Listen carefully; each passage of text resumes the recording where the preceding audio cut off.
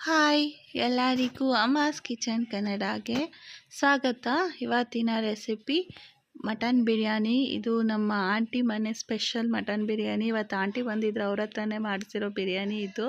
ಅದಕ್ಕೆ ಬೇಕಾಗಿರೋ ಇಂಗ್ರೀಡಿಯೆಂಟ್ಸ್ ಏನೇನು ನೋಡ್ಕೊಬರೋಣ ಬನ್ನಿ. ಮಟನ್ 3/4 kg, ಇದು ಅರ್ಧ kg ನೀರುಳ್ಳಿ ಕರೆದಿಟ್ಕೊಂಡಿರೋದು, ಕೊತ್ತಂಬರಿ ಮತ್ತು ಪುದೀನ ಹೆಚ್ಚಿಟ್ಕೊಂಡಿರೋದು, ಟೊಮ್ಯಾಟೊ, ನೀರುಳ್ಳಿ, ಹಾಗೆ ಹಸಿಮೆಣಸಿನ್ಕಾಯಿ ಮತ್ತು ಎಣ್ಣೆ, ಹಾಗೆ ಅರಿಶಿನ ಪುಡಿ, ಖಾರದ ಪುಡಿ, ಧನಿಯಾ ಪುಡಿ, ಗರಂ ಮಸಾಲ, ಕಸೂರಿ ಮೇಥಿ, ಜೀರಿಗೆ, ಹಾಗೆ ಸೊಪ್ಪಿನ ಕಾಳು, ಮತ್ತು ಚಕ್ಕೆ, ಲವಂಗ, ಏಲಕ್ಕಿ, ಪಲಾವ್ ಎಲೆ, ಶುಂಠಿ ಬೆಳ್ಳುಳ್ಳಿ ಪೇಸ್ಟು, ಉಪ್ಪು ರುಚಿಗೆ ತಕ್ಕಷ್ಟು, ಹಾಗೆ 1 ಕಪ್ ಮೊಸರು ಬೇಕಾಗತ್ತೆ. ಇಷ್ಟ ಇದ್ರೆ ತುಂಬ ಬೇಗ ಆಗುತ್ತೆ. ಹಾಗೆ ಅಕ್ಕಿನ ನಾನಿಲ್ಲಿ 4 ಲೋಟ ತೊಗೊಂಡಿದ್ದೀನಿ. ಇದನ್ನು ಒಂದು 30 ನಿಮಿಷ ನೆನೆಸಿಟ್ಕೋಬೇಕು. ಇದು ನೀವು ಮುಂಚೆನೇ ನೆನೆಸಿಟ್ಕೊಂಡ್ಬಿಟ್ರೆ ನೀವು ಇದೆಲ್ಲ ಪ್ರಿಪ್ರೇಷನ್ ಮಾಡ್ಕೊಳ್ಳೋ ಅಷ್ಟೊತ್ತಿಗೆ ಕರೆಕ್ಟ್ ಆಗುತ್ತೆ. ಈಗ ಒಂದು ಬೌಲಲ್ಲಿ ಮಟನನ್ನು ಹಾಕ್ಕೊಂಡು, ಮಟನನ್ನು ಒಂದು 2 ಸಲ ಚೆನ್ನಾಗಿ ತೊಳ್ಕೊಂಡು ಇಟ್ಕೊಂಡಿರೋ ಮಟನ್ನು, ಈಗ ಅದಕ್ಕೆ ಮ್ಯಾರಿನೇಟ್ ಮಾಡೋಕ್ಕೆ ನಾವು ಹತ್ರ ಏನೇನು ಪೌಡರ್ಗಳಿದ್ದಾವಲ್ಲ ಅದನ್ನೆಲ್ಲ ಆ್ಯಡ್ ಮಾಡ್ಕೋಬೇಕು.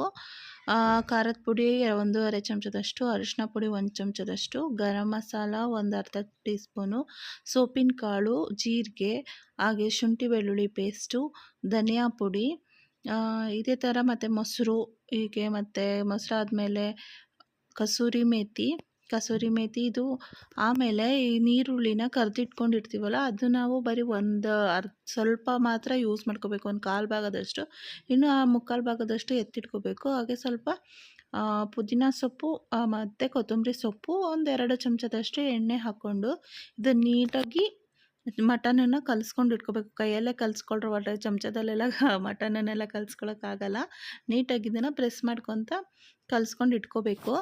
ಇದನ್ನು ಕಲಿಸ್ಕೊಂಡು ಒಂದು 30 ನಿಮಿಷದಷ್ಟು ನಾವು ನೆನೆಯೋಕ್ಕೆ ಬಿಟ್ಕೊಂಡ್ರೆ ತುಂಬ ಟೇಸ್ಟಿಯಾಗಿ ಬರುತ್ತೆ ಬಿರಿಯಾನಿ.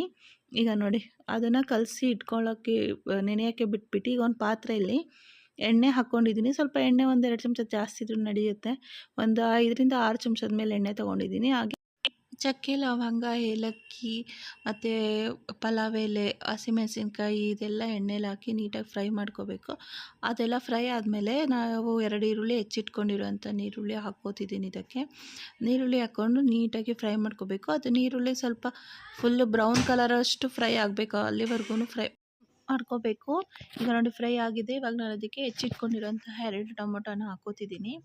ಟೊಮೊಟೊ ಹಾಕ್ಕೊಂಡ್ಮೇಲೆ ನೀಟಾಗಿ ಹುರ್ಕೋಬೇಕು. ಇದನ್ನೆಲ್ಲ ಹುರ್ಕೊಂಡ್ಮೇಲೆ ಆ ಪೌಡರ್ ಇರುತ್ತಲ್ವ, ಖಾರದ ಪುಡಿ, ಅವೆಲ್ಲ ಆ್ಯಡ್ ಮಾಡ್ಕೋಬೇಕು. ಇವಾಗ ನೋಡಿ ಇದನ್ನು ಹುರ್ಕೊಂಡ್ಮೇಲೆ ನಾನಿವಾಗ ಇದಕ್ಕೆ ಒಂದು 1/2 ಚಮಚದಷ್ಟು ಖಾರದ ಪುಡಿ, ಹಾಗೆ ಅರಿಶಿಣ ಪುಡಿ 1/2 ಚಮಚ, ಮತ್ತು ಸ್ವಲ್ಪ ಗರಂ ಮಸಾಲ ಹಾಕ್ಕೋತಿದ್ದೀನಿ. ಅದು ಗರಂ ಮಸಾಲ ಹಾಕ್ಕೊಂಡ್ಮೇಲೆ ಸ್ವಲ್ಪ ಕೊತ್ತಂಬರಿ ಸೊಪ್ಪು, ಹಾಗೆ ಸ್ವಲ್ಪ ಪುದೀನ ಸೊಪ್ಪನ್ನು ಹಾಕ್ಕೊಂಡೆ.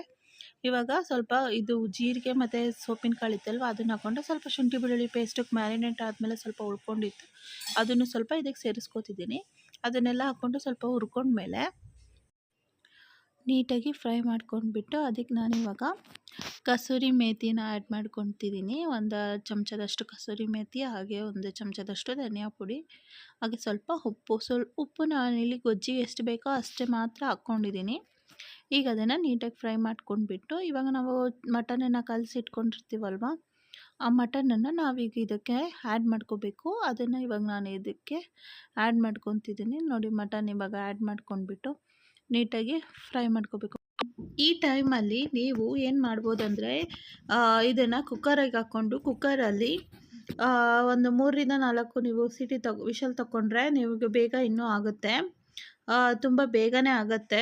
ಈಗ ನಾನು ಈ ಪಾತ್ರೆಯಲ್ಲೇ ಬೇಯಿಸ್ಕೊತಿದ್ದೀನಿ. ಈಗ ನಾನು ಒಂದು ಪಾತ್ರೆಯಲ್ಲಿ ನೀರು ಇಟ್ಕೊಂಡ್ಬಿಟ್ಟು ಅನ್ನ ಮಾಡ್ಕೊತಿದ್ದೀನಿ. ಅನ್ನ ಮಾಡ್ಕೊಳಕ್ಕೆ ನಾನು ನೀರಿಗೆ ಸ್ವಲ್ಪ ಕೊತ್ತಂಬರಿ ಸೊಪ್ಪನ್ನು ಹಾಕ್ಕೊಂಡು ಎಣ್ಣೆ ಹಾಕ್ಕೊಂಡು ಬೇಯಕ್ಕೆ ಇಟ್ಕೊಂಡಿದ್ದೀನಿ. ಈಗ ನೋಡಿ, ಮಟನಿಗೆ 1 ಲೋಟದಷ್ಟು ನೀರು ಹಾಕ್ಕೊಂಡು ಬೇಯಕ್ಕೆ ಇಟ್ಕೊತಿದ್ದೀನಿ. ಇದು ನೀರು ನೋಡ್ಕೊಂಡು ಅಡ್ಜಸ್ಟ್ ಮಾಡಿಕೊಂಡು ಹಾಕ್ಕೋಬೋದು. ನೋಡಿ, ಈ ಥರ ಬೇಯಕ್ಕೆ ಬಿಡಬೇಕು ನಾವು.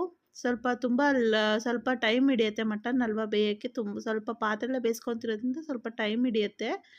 ಈಗ ನೋಡಿ, ಬೆಂದಿದೆ ಮಟನ್ನು ಇಲ್ಲಿವರೆಗೂ. ಈಗ ನಾವು ಅನ್ನ ಮಾಡ್ಕೊಂಡು ಇಟ್ಕೊಂಡಿದ್ದೆ ಅಲ್ವಾ, ಅದನ್ನು ಅರ್ಧದಷ್ಟು ನಾನು ಅನ್ನ ಬೇಯಿಸ್ಕೊಂಡಿರೋದು, 50% ಅನ್ನ ಬೇಯಿಸ್ಕೊಂಡ್ಬಿಟ್ಟು ಅದನ್ನು ಇವಾಗ ಬಿರಿಯಾನಿಗೆ ಮಿಕ್ಸ್ ಮಾಡ್ಕೊತಾ ಇದ್ದೀನಿ. 50% ಯಾಕೆ ಬೇಯಿಸ್ಕೊಂಡಿರೋದು ಅಂದರೆ, ನಾವು ಇದನ್ನು ದಮ್ ಕಟ್ಟಿಸ್ತೀವಲ್ವ, ಆವಾಗ ಇದು ಫುಲ್ ಬೇಯುತ್ತೆ, ಅದಕ್ಕೋಸ್ಕರ 50% ಬೇಯಿಸ್ಕೊಂಡಿರೋದು. ನೋಡಿ, ಈ ಥರ ನೀಟಾಗಿ ಸ್ಪ್ರೆಡ್ ಮಾಡಿಕೊಂಡು ಇರೋ ಅನ್ನನೆಲ್ಲ ಇದಕ್ಕೆ ಹಾಕಿ ನೀಟಾಗಿ ಮಿಕ್ಸ್ ಮಾಡ್ಕೋಬೇಕು. ಇದು ನಾವು ತುಂಬ ಕಲಿಸ್ಬಾರ್ದು.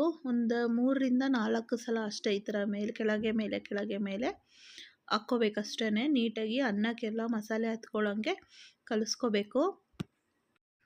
ನೋಡಿ ಈ ಥರ ಕಲಿಸ್ಕೊಂಬಿಟ್ಟು ಇಟ್ಕೋಬೇಕು.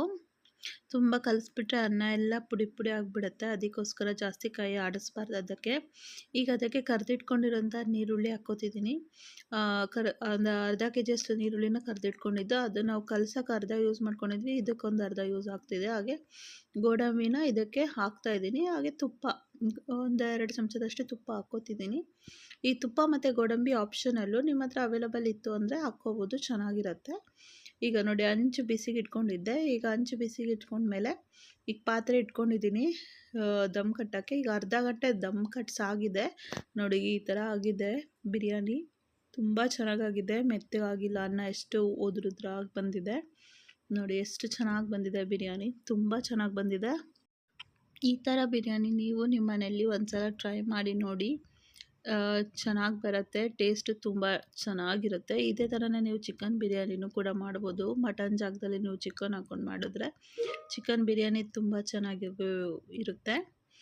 ಈ ಥರ ಇನ್ನೂ ಬೇರೆ ಬೇರೆ ರೆಸಿಪೀಸ್ಗಾಗಿ ಅಮ್ಮಾಸ್ ಕಿಚನ್ ಕನ್ನಡನ ಫಾಲೋ ಮಾಡಿ. ಹಾಗೆ ಇನ್ನು ಯಾರ್ಯಾರು ಸಬ್ಸ್ಕ್ರೈಬ್ ಮಾಡ್ಕೊಂಡಿಲ್ಲ ದಯವಿಟ್ಟು ಸಬ್ಸ್ಕ್ರೈಬ್ ಮಾಡ್ಕೊಳ್ಳಿ. ಹಾಗೆ ಈ ವಿಡಿಯೋ ಇಷ್ಟ ಆದರೆ ಲೈಕ್ ಮಾಡಿ, ಕಮೆಂಟ್ ಮಾಡಿ, ಹಾಗೆ ನಿಮ್ಮ ಫ್ಯಾಮಿಲಿ ಫ್ರೆಂಡ್ಸ್ಗೂ ಶೇರ್ ಮಾಡಿ. ಹಾಗೆ ಈ ವಿಡಿಯೋ ನೋಡ್ತಾ ಇರೋರಿಗೆ ತುಂಬ ಧನ್ಯವಾದಗಳು.